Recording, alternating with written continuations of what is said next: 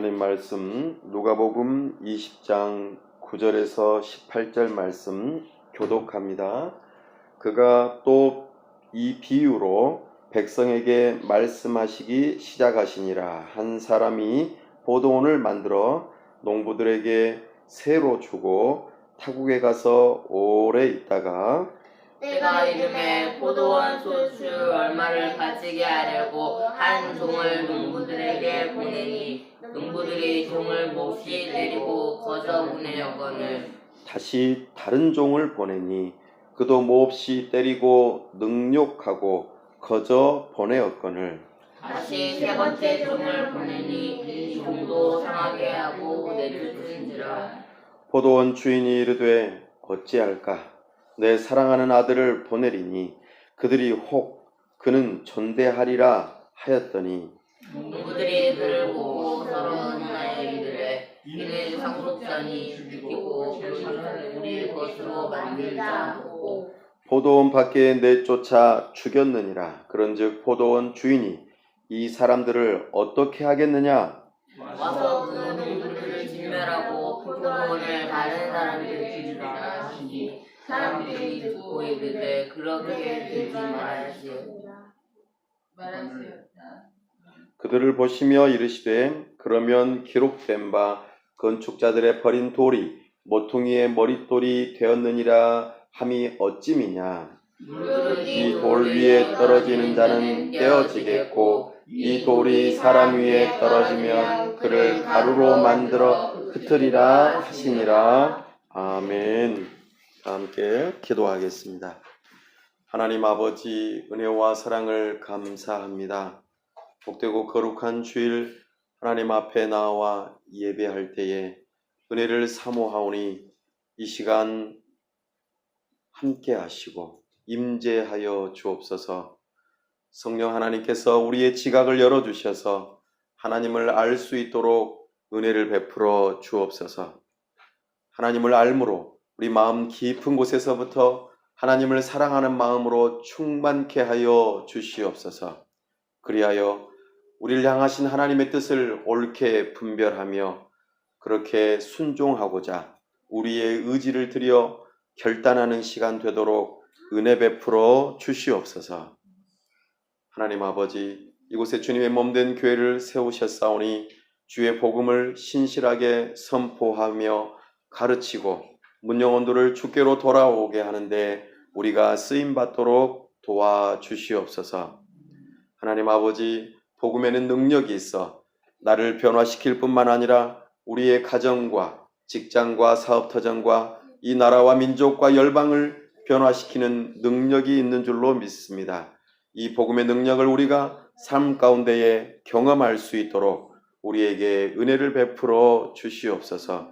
우리 하나님께서 은혜 주셔서 이 도시 가운데 함께 해주시고 참으로 주의 복음으로 말미암아 문영혼들이 변화되어지고 이 도시를 새롭게 하고 참으로 살기에 좋게 하며 서로를 돕고 사랑하는 공동체가 될 수 있도록 은혜 베풀어 주시옵소서. 하나님 아버지, 이 나라와 민족을 불쌍히 여기시고 은혜 베풀어 주셔서 세우신 위정자들이 하나님을 경외하는 마음으로 법을 세우고 집행하고 이 나라를 다스릴 수 있도록 도와주시며 참으로 눈물 흘리는 자들이 많사오니 그들의 눈물을 닦아주며 참으로 공의롭게 이 나라를 잘 다스릴 수 있도록 은혜를 베풀어 주시옵소서. 하나님 아버지, 이곳에서 여러 가지 모양들로 주의 복음을 증거하고자 애쓰고 있는 모습들 가운데 우리 주님께서 함께 공동체를 이루어갈 사람들을 보내주시고 우리가 교회로 지어져가는 역사가 있도록 우리에게 은혜를 더하여 주시옵소서. 하나님 아버지, 저 북녘 땅과 우리 주님께서 평화롭게 복음으로 통일될 그날을 사모합니다. 이 일을 위하여 우리가 물질로 사람으로 준비되어질 수 있도록 도와주시고 우리 주님께서 문 여시는 그날 우리에게 주시는 능력을 따라 복음을 들고 가 주님의 몸된 교회를 세우고 사랑스러운 어린이 센터를 세워 참으로 굶주림 가운데 있는 그들을 사랑으로 섬기게 도와주시고 주께로 돌아오게 하는 데에 우리를 사용하여 주시옵소서. 나아가 열방을 섬기기를 사모하오니 우리에게 능력을 더하여 주시옵소서. 참으로 여러 가지 모양들로 찾아온 외국인 이주민들을 사랑으로 섬길 수 있도록 도와주시고 저들을 통하여 각 나라들이 주께로 돌아오게 하는 데에 우리를 사용하여 주시기를 간절히 원합니다. 온전히 열방 가운데 영광을 드러내시고 우리 주님께서 함께 하시며 우리를 통하여 영광 받으시기를 원합니다. 우리 주님께서 함께 하시고 영광 받아 주시옵소서. 이 시간도 우리 주님께서 함께 하시고 은혜 주시기를 간절히 바라올 때 우리 주 예수 그리스도의 이름으로 기도하옵나이다. 아멘. 오늘은 누가복음 강의 9번째 시간입니다. 죄인들을 향한 사랑과 심판이라는 제목으로 주의 말씀을 선포합니다. 예수님께서 이제 십자가를 지시기 위하여 드디어 예루살렘 안으로 들어오셨습니다. 예수님께서는 제자들에게 새끼 나귀를 준비하라고 하였습니다. 새끼 나귀를 준비한 제자들은 나귀의 등에 겉옷을 깔고 예수님을 앉혀 예루살렘 성으로 이제 입성하는 그 모습들을 보여주고 있습니다. 이 모습은 참으로 놀라운 모습입니다. 왜냐하면 구약에서 스가랴 선지자가 예언하였던 내용이 그대로 이루어지고 있기 때문입니다. 메시아가 오셔서 당신의 십자가를 지시고 온 인류를 구원하시기 위한 그 발걸음 중에서 이제는 예루살렘 성에 입성하는 장면이었기 때문입니다. 예루살렘 성에 입성할 때에 제자들과 많은 사람들이 환호했습니다. 물론 반대한 사람들도 있었습니다. 예수님께서는 왕으로서 메시아로서 그 사명을 감당하기 위하여 들어오신 것이죠. 물론 우리는 이 사명이 십자가의 죽음이라는 것을 잘 알고 있습니다. 그래서 더더욱 기쁨과 더불어 슬픔이 교차하는 순간이라고 말씀드릴 수 있겠습니다.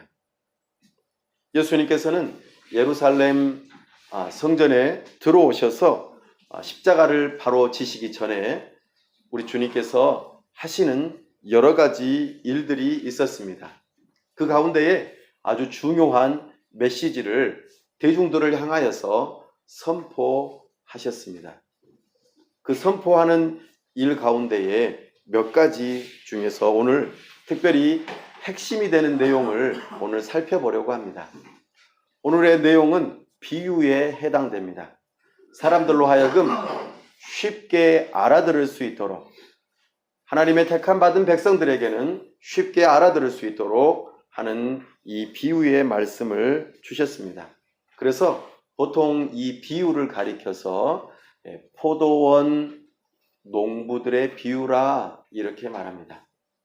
우리가 예전에 주인은 따로 있고 그 주인에게서 땅을 받아서 소작을 한다 할 때에 그 농부들이 이들에 해당됩니다. 이 예수님께서 계신 이 장소, 이 지역은요, 대개는 많은 그 부유한 사람이 특별히 땅을 가지고 있으면서 다른 사람들에게 땅을 좀 주고 농사를 짓게 합니다. 그리고 본인은 다른 곳에 가서 오랫동안 머물다가 어느 정도 시간이 지나면은 그에 대한 소출을 받고자 하죠. 그렇게 그의 삶을 살아갔습니다. 특별히 오늘 예수님께서 이 비유를 하시는 대상은 누군고 하니 바로 이스라엘 백성과 그들의 종교 지도자들에게 하시는 말씀입니다. 왜냐하면 누가복음 20장에서 바로 시작될 때에 종교 지도자들과 대화를 먼저 오고 갔었기 때문입니다. 종교 지도자들은 예수님이 무슨 권위로, 무슨 권세로 그렇게 일들을 행하는지 묻습니다. 예수님께서는 그에 대해서 답변을 바로 하시지 않고 세례 요한의 그 세례가 하늘로부터 왔는지 아니면 사람에게서 왔는지를 되물으면서 그 질문에 대해서 대답을 하시지 않습니다. 왜냐하면 종교 지도자들이 대답을 거부했기 때문입니다. 이러는 과정 중에서 이 포도원 농부의 비유를 들어서 말씀하셨습니다. 포도원 하면은 어떤 이미지를 먼저 떠올리시면 좋으냐면요. 이사야 선지자가 이사야서 5장 말씀에서 이스라엘 백성들을 가리켜 포도원이라 그렇게 표현했던 것을 얼른 떠올려 보시면은 이 포도원 농부 비유가 얼른 이해가 되실 것입니다. 하나님께서는 이 포도원을 가리켜 이스라엘 백성들이라 그렇게 표현합니다.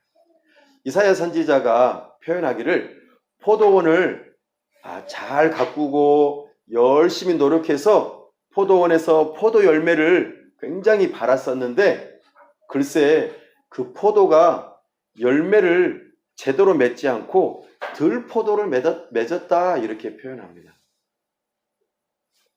이 표현들을 통해서 우리는 이스라엘 백성들이 하나님을 향하여서 반역하고 대적하는 그 모습들을 바로 연상해 볼 수 있습니다. 예수님께서는 이 포도원 비유를 들어서 이스라엘 백성들과 그들의 지도자들을 얼른 연결시키고 그리고 그들을 향하여서 책망하고 있는 모습인 것을 우리는 알아차릴 수 있습니다. 특별히 포도원이 있는데 이 포도원에 우리 한번 9절 한번 읽어볼까요? 9절 시작. 그가 또 이 비유로 백성에게 말씀하시기 시작하시니라. 한 사람이 포도원을 만들어 농부들에게 새로 주고 타국에 가서 오래 있다가 한 사람이 포도원을 만들었습니다. 포도원을 새롭게 만들면은 포도가 보통은 5년 정도 걸린다고 합니다. 상품을 이렇게 소출을 내기 위해서는 5년 정도 걸린다고 합니다. 그래서 이 사람이 포도원을 만들고 농부들에게 세를 주고 타국에 가서 오래 있었다 말합니다. 아마 최소 5년 이상은 있었을 것으로 보여집니다. 이렇게 외국에 있으면서 5년 동안 기다린 거죠. 그동안에는 이 농부들에 향하여서 이 주인이 뭔가 소출을 요구하거나 뭔가 그 이상의 다른 것들을 요구하지 않습니다. 오히려 반대입니다. 주인은 농부들을 향하여서 그들의 필요를 채워주고 그들이 소출을 포도 열매를 딸 수 있을 때까지는 그들을 보호해주고 보장을 해주어야 합니다. 그러니까 이 주인은 오랫동안 기다린 것이죠. 그리고 이제 포도나무에서 포도 열매가 열리는 시점을 기해서 이제 10절 말씀 한번 읽어볼까요? 시작. 때가 이름에 포도원 소출 얼마를 바치게 하려고 한 종을 농부에게 보내니 농부들이 종을 몹시 때리고 거저 보내었거늘. 아멘. 때가 이름에 이제 최소 5년 정도는 되었다고 보는 것이죠. 그리고 포도원 소출 얼마를 이제 바치게 하려는 것이죠. 여기에는 주인과 그 소작을 하는 농부들과의 언약 관계가 있습니다. 포도원은 언약의 장소입니다. 그래서 계약을 맺은 대로 신실하게 무언가를 해야 하는 곳이었습니다. 이처럼 주인은 농부들을 향하여서 때가 이름에 포도원 소출 얼마를 바치게 하려고 누구를 보냅니까? 한 종을 농부들에게 보냅니다. 그런데 이 농부들은 반응을 어떻게 했습니까? 종을 몹시 때리고 거저 보내었거늘. 때릴 뿐만 아니라 그냥 빈손으로 돌려 보냈다 하는 것입니다. 이것은 아주 심각한 일입니다. 언약이 깨지고 있는 부분이죠. 주인이 생각했을 때에 5년 동안 참아주고 그들을 먹여주고 입혀주고 기다렸는데 이제 소출을 얻어서 계약대로 정당하게 받아내야 하는 그 분량이 있는데 그것을 주지 않을 뿐더러 오히려 보낸 종을 때렸다고 말합니다. 계약 위반이죠. 언약의 장소에서 언약이 깨어지는 모습을 우리에게 보여주고 있습니다. 이때에 주인은 언약이 깨진 것을 놓고 당연히 그들을 향하여서 벌할 수 있을 것입니다. 그러나 이 주인이 어떻게 하는지 한번 또 볼까요? 11절입니다. 시작. 다시 다른 종을 보내니 그도 몹시 때리고 능욕하고 거저 보내었거늘. 이 주인이 바로 벌을 내리지 않고 다시 다른 종을 보내었다고 합니다. 참으로 이 주인은 자비로운 사람입니다. 그들을 참아주고 인내하는 주인입니다. 그런데 이 농부들이 그도 몹시 때릴 뿐만 아니라 능욕했습니다. 아주 욕을 하고 이 사람을 부끄럽게 만들고 빈손으로 돌려보냈다고 말합니다. 두 번째 사람도 매우 짧게 그 반응을 나타내 보여주는데 이 정도 되면은 계약을 2번 정도 어겼으면 이것은 정말 벌할 일입니다. 그런데 이 주인은 우리의 사람 생각으로는 이해할 수가 없네요. 또 다시 12절에 보니까 어떤 일이 발생합니까? 시작. 다시 3번째 종을 보내니 이 종도 상하게 하고 내쫓은지라. 와, 이 정도로 언약을 깬다면 정말 문제가 있는 것이죠. 여기 이스라엘 나라에서 이렇게 소작을 주고 주인이 소출을 얻어야 하는 그 일에 있어서 3년 동안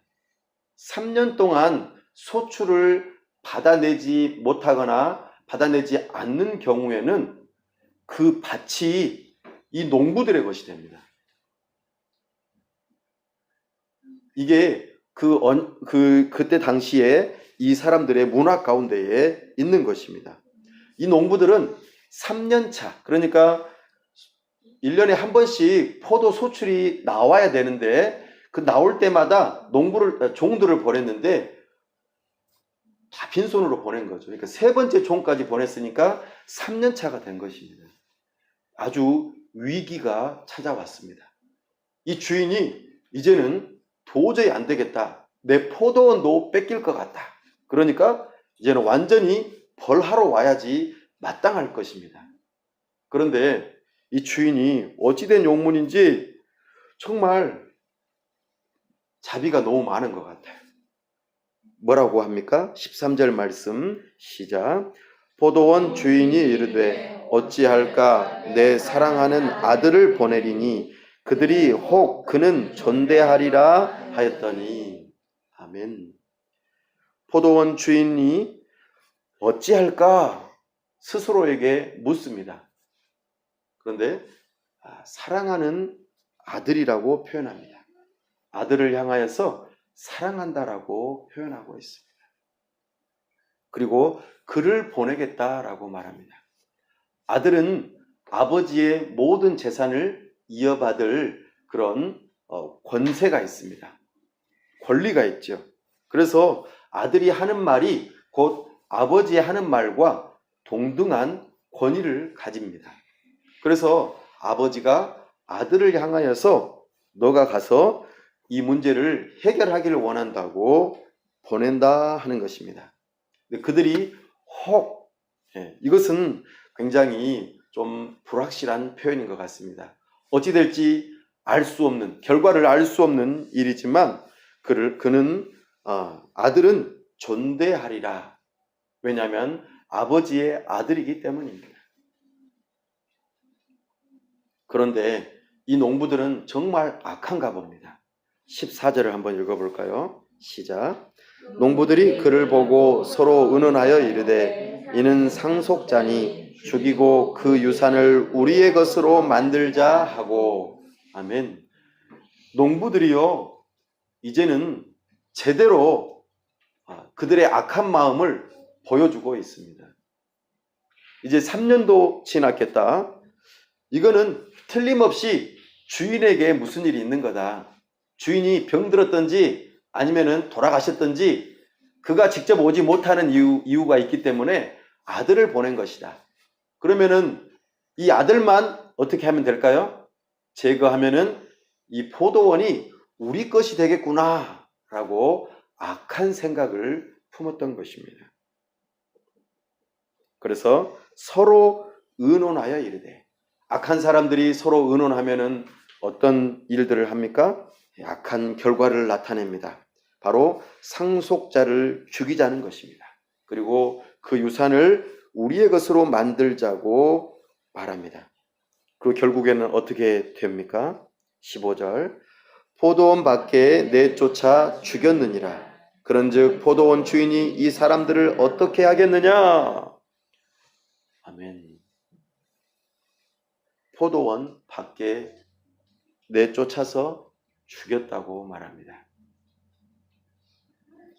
사랑하는 여러분, 예수님께서는 이 포도원 비유를 통하여서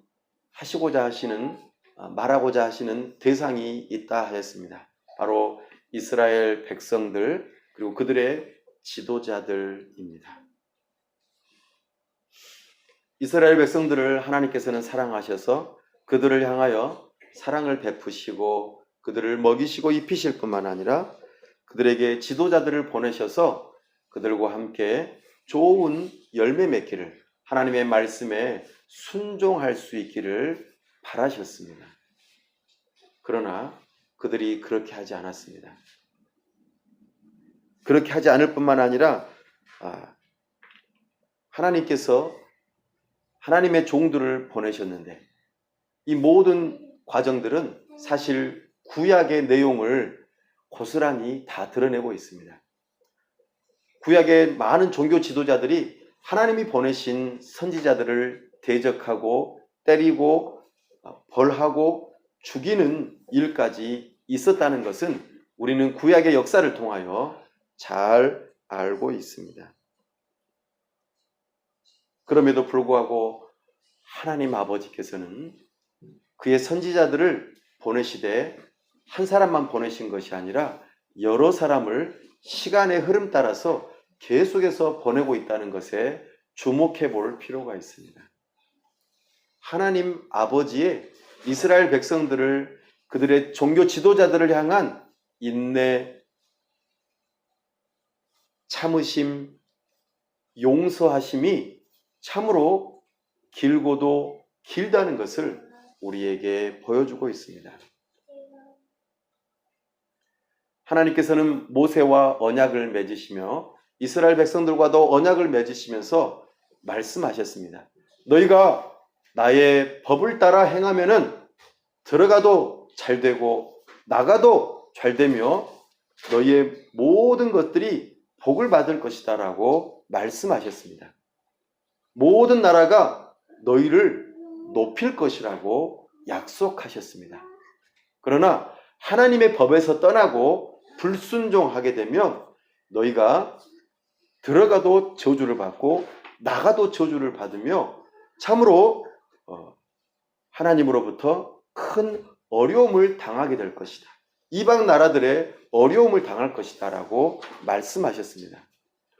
그래도 말을 듣지 않으면 이방 나라의 포로로까지 잡혀가게 하겠다고 신명기에서 그렇게 약속하셨습니다. 그 일들이 지금 다 이루어진 것이죠. 하나님께서는 구약에서 많은 선지자들을 이스라엘 백성들에게 보내시면서 하나님의 뜻에 순종하라고, 그리고 레위인들과 종교 지도자들은 하나님의 말씀을 올바르게 가르쳐주고 그들을 하나님께로 인도해야 할 책임이 있다고 그렇게 말합니다. 그러나 우리가 아는 것처럼 구약을 계속 읽어보면은 하나님의 뜻에 계속해서 불순종하는 모습을 보여주고 있음을 잘 압니다. 그때에 하나님께서는 그들을 바로 벌하셔도 될 텐데, 포로로 붙잡혀 가게 한 다음에 아예 없어지게 해도 될 텐데, 다시 포로 생활에서 70년 만에 돌아오게 하시고 나라를 이어가도록 이끌어 주시는 그 인자하심을 우리는 바라보게 됩니다. 그러나 돌아온 이후로도 다시 그 사람들은 하나님의 법에서 또 떠나는 모습을 보여주고 있습니다. 그리하여 하나님 아버지께서는 사랑하는 아들, 독생하신 예수 그리스도를 이 땅에 보내셨다고 이 비유를 통해서 말씀하십니다. 아들이신 예수 그리스도를 이 땅에 보내시면 그들이 하나님을 알고 그렇게 순종하리라 여기셨습니다.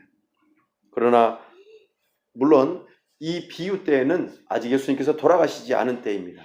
그러나 어떻게 된다고 말씀하고 계십니까?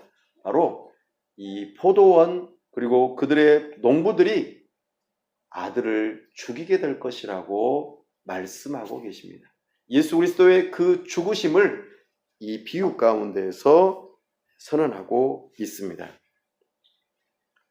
사랑하는 여러분, 하나님께서는 우리를 향하여서 길이 참으시고 당신의 독생하신 아들 예수 그리스도를 이 땅에 보내셔서 우리를 구원하시고자 사랑을 베푸셨습니다.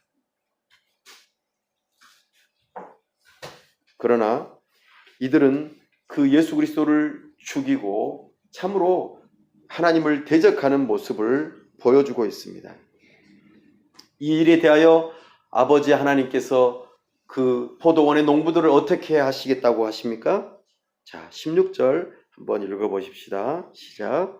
와서 그 농부들을 진멸하고 포도원을 다른 사람들에게 주리라 하시니 사람들이 듣고 이르되 그렇게 되지 말아지이다 하거늘. 아멘. 사랑하는 여러분, 아버지 하나님께서 그들을 진멸하신다고 말씀하십니다. 하나님의 심판이 이들을 향하여 있겠다고 말씀하십니다. 예수님께서는 누가복음 19장에서는 예루살렘 성전을 바라보시면서 우셨다고 말씀하십니다. 예수님께서 성경에서 우셨던 적이 3번 있다고 그렇게 기록하고 있습니다. 그 중에 한 가지가 바로 이 예루살렘 성전을 바라보면서 우셨습니다. 왜 우셨냐 하면 이 예루살렘 성전이 AD 70년경에 로마의 티투스 장군에 의해서 완전히 함락되기 때문입니다.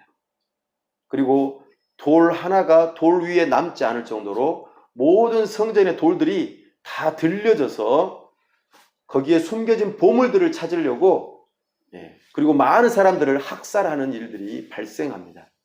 그 일에 대한 모습을 미리 보시고 예수님께서 슬퍼하셨습니다. 하나님의 아들이신 예수 그리스도를 배척할 뿐만 아니라 죽였던 그 이스라엘 백성들을 향한 하나님의 진노하심이 그때에 드러난다는 것을 예수님께서는 미리 보시고 슬퍼하셨습니다. 예수 그리스도를 배척하는 자들을 향한 하나님의 진노하심입니다. 그리고 예수님께서 또 이렇게 말씀하십니다.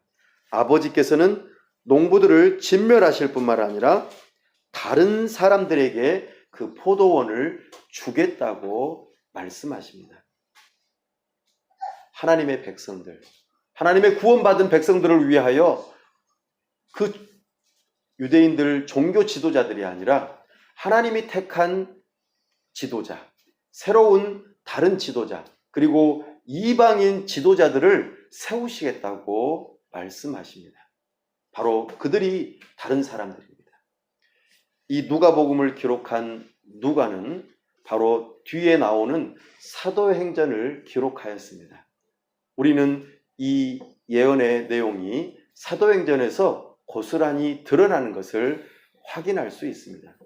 주님의 몸된 교회를 세우는 일에 있어서 유대인 지도자들을 새로운 예수님의 제자들로 세우실 뿐만 아니라 하나님께서 박해 가운데서 세워지는 여러 교회들의 지도자들을 이방인들로 세워지고 있음을 우리는 사도행전을 통하여 발견하게 됩니다.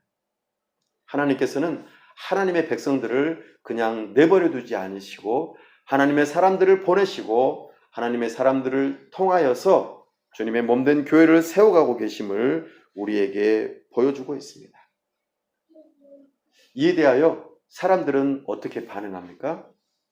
그렇게 되지 말아지이다. 그런 일이 안 일어났으면 좋겠습니다. 그리고 뒤이어 종교 지도자들은 예수님을 잡아서 죽이려고 합니다. 그러나 사람들을 두려워하는 마음으로 예수님을 잡지 못합니다. 때를 다시 기다리는 것이죠. 종교 지도자들, 이스라엘 백성들은 예수님의 이 비유를 알아들었던 것입니다. 그럼에도 불구하고 예수님을 잡아 죽이고 그 일에 종교 지도자들이 앞장섰을 뿐만 아니라 이스라엘 백성들이 함께 예수를 십자가에 못 박으라고 동조했다는 것을 우리는 잊지 말아야 합니다. 그러면서 이렇게 말씀하십니다. 우리 17절 한번 읽어볼까요? 시작. 그들을 보시며 이르시되 그러면 기록된 바 건축자들의 버린 돌이 모퉁이의 머릿돌이 되었느니라 함이 어찌미냐. 아멘. 이거는 시편 118편을 예수님께서 인용하고 계십니다. 사람들은 아들을 버렸습니다. 하나님의 아들 예수 그리스도, 우리의 메시아, 구원자를 버렸습니다.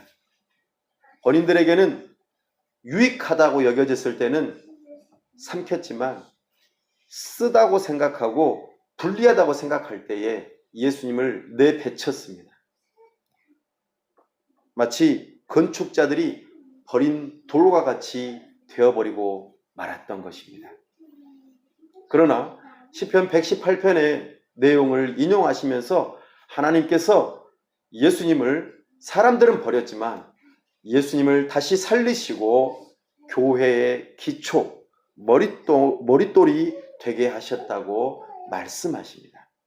예수님은 하나님의 백성들의 가장 구원의 기초가 되시는 모퉁이의 머릿돌이 되신 것입니다. 이 하나님의 약속의 말씀이 예수님을 통하여 이루어진다라고 지금 선포하고 있습니다. 이 예수님을 믿는 믿음을 가지고 함께 연결되어 연합하여 교회로 지어져 가는 사람들이 있는가 하면 배척하고 믿지 않고 버리는 사람들도 있다 하였습니다. 그리하여 18절 말씀처럼 그들이 심판을 받고 멸망하게 됨을 이렇게 말씀하십니다. 같이 18절 읽어봅니다. 시작. 무릇 이 돌 위에 떨어지는 자는 깨어지겠고 이 돌이 사람 위에 떨어지면 그를 가루로 만들어 흩으리라 하시니라. 아멘. 이 또한 이사야서 8장 말씀을 인용하셨습니다. 예수 그리스도를 믿는 믿음으로 마치 건축물의 머릿돌이 되신 예수 그리스도를 믿는 믿음으로 서로 연합되어지면 교회로 함께 지어져 가고 하나님 나라의 백성이요 포도원의 귀한 포도 열매들로 이렇게 열려갈 텐데 그렇지 않은 경우는 바로 이 머릿돌이 되신 예수 그리스도를 배척한 사람들은 깨어지고 그리고 흩어지는 이와 같은 역사가 있게 된다고 경고하고 계십니다. 사랑하는 여러분, 예수님께서 이 구원의 역사를 위하여 예루살렘 성에 입성하시고 이 비유를 통하여 당신의 역할이 무엇인지 그리고 우리가 어떻게 반응해야 하는지를 분명하게 드러내고 계십니다. 사랑하는 여러분, 여러분들은 어떤 사람과 같습니까? 포도원의 농부들과 같으신가요? 만약에 그렇다면 돌이키십시오. 모퉁이의 머릿돌에 떨어지는, 그래서 깨지고 흩어지는 그와 같은 심판이 기다리고 있습니다. 거기에서 돌이키시고 아버지 하나님의 인자하심, 길이 참으심, 우리를 용납하시고자 아직 두 팔을 벌리고 계시고 예수 그리스도의 십자가의 죽음으로 우리를 향한 그 구원을 다 이루었노라고 우리를 향하여 손을 벌리시며 돌아오라고 하시는 말씀을 들으시기 바랍니다. 그리고 예수님을 믿는 믿음으로 연합하여 함께 교회로 지어져 가시기를 바랍니다. 그리고 우리의 포도나무가 되시는 예수님께 딱 붙어 있어서, 붙어 있는 가지가 되어서 포도나무로부터 영양 공급을 받고 아버지, 농부가 되시는 아버지로부터 가지치기를 해서 우리의 삶에 복음의 풍성한 삶이 드러날 수 있도록 이 시간 우리 주님께서 초대하고 계십니다. 이 일의 주인공이 되시기를 바랍니다. 포도나무의 가지가 되시고 또 예수님을 머릿돌로 삼는 좋은 건축물로서 함께 하나님 나라의 백성으로서 교회로 지어져 갈 수 있기를 바랍니다. 이 일에 저와 여러분들을 부르십니다. 이것이 바로 복음입니다. 이 복음을 붙들고 함께 믿는 믿음으로 우리가 함께 교회로 지어져 갈 수 있기를 간절히 바랍니다. 기도하겠습니다. 하나님 아버지, 이 시간 주님의 비유의 말씀을 들었습니다. 역사 가운데 하나님의 뜻을 배척하고 참으로 우리의 구원자이신 예수 그리스도를 죽이는 일까지 발생하는 이 엄청난 사건 앞에 우리는 교훈을 받습니다. 그 일로 인하여 그들이 심판을 받고 멸망당하는 일들 또한 역사 가운데서 발견합니다. 오 하나님이여, 이 역사 가운데에서 우리가 교훈을 놓치지 않게 도와주시고 우리를 구원하시는 예수 그리스도, 모퉁이의 머릿돌이 되시는 예수 그리스도, 포도원의 포도나무가 되시는 예수 그리스도에게 붙어 있으므로 참으로 함께 지어져가 교회로 주님의 몸된 교회가 되게 하여 주시고 포도나무의 가지가 되어 풍성한 열매를 맺음으로 하나님 아버지께 영광이 되어드리는 참으로 우리의 인생이 되기를 사모합니다. 우리 하나님께서 은혜를 베풀어 주셔서 이 은혜를 사모하는, 복음을 사모하는 영혼들에게 구원을 허락하여 주옵소서. 우리 주님께서 은혜 베풀어 주시옵소서. 우리 주님께서 함께 하시고 은혜 주시기를 간절히 바라올 때 우리 주 예수 그리스도의 이름으로 기도하옵나이다. 아멘.